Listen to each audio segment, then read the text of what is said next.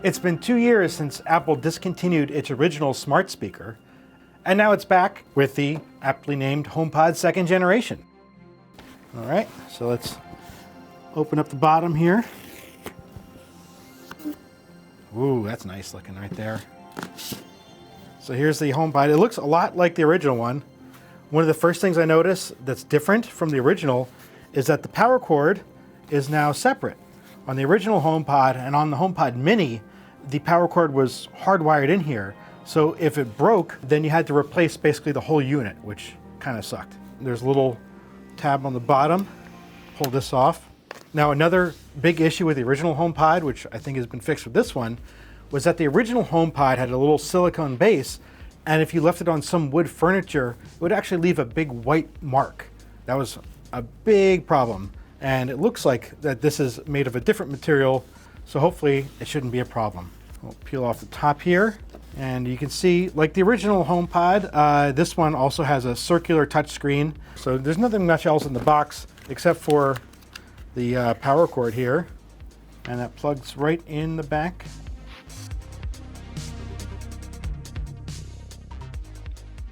Outwardly, the new HomePod looks pretty much like the original, but inside is where all the changes have happened. Both of them have one large speaker at the top here that's facing upwards, and they both have an array of tweeters around the bottom.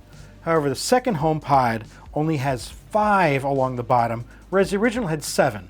So obviously Apple made some improvements and realized it only needed 5 rather than 7. And they're also angled upwards more, so you shouldn't get as many reflections off of a surface. Also, the new HomePod is Matter compliant. Matter is a new smart home standard that should make it easier to connect devices like smart plugs and switches and things like that. Another cool feature of the HomePod 2 is that it'll be able to listen for a smoke or a carbon monoxide detector and then send you an alert. Now, this is something that has already existed in Amazon's Alexa devices for a while now, but it's good to see it coming to Apple's products too. Now it's setting things up. There we go. There we go. Now pick a room. Then you can set up personal requests so that it can listen to your voice, and Siri will give you reminders for various things. Apple does make it pretty easy to set up things through HomeKit. All right, so now we're all set up. Hey Siri, what's the weather today? Should be sunny in New York today. Daytime temperatures will hover around 55 degrees, with overnight lows around 36 degrees. The display is a lot more colorful than the original one. It's a little bit larger too, but let's find out what this HomePod really sounds like. Hey Siri, play Beethoven's Fifth Symphony. Symphony number 5 in C minor op.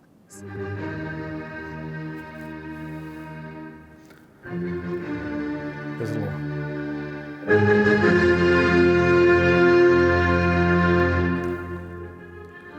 Another great feature about the HomePod 2 is that it uses its array of microphones to listen for the room itself, and then it'll adjust the output of the music itself tailored for every room that it's in.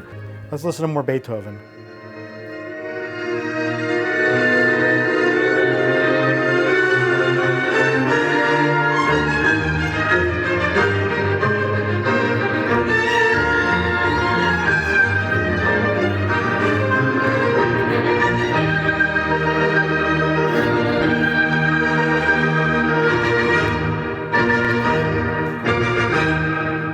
Hey Siri, stop.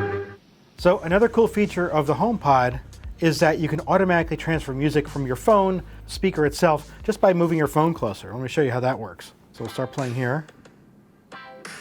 And if I bring it close, boom. That's pretty cool. So that's our first look at the Apple HomePod second generation. It sounds great, it has some new and impressive smart home features, and you can add it to your Apple TV to make it part of your entertainment center. The biggest drawback, of course, as with most Apple products, is its price. At $299, it's far more expensive than most other smart speakers. But if you're in Apple's ecosystem and you want to stay there, then it could be worth it. For more news, reviews, and analysis, be sure to go to tomsguide.com. And be sure to follow us on Twitter, Facebook, and TikTok. For Tom's Guide, this is Mike Prospero.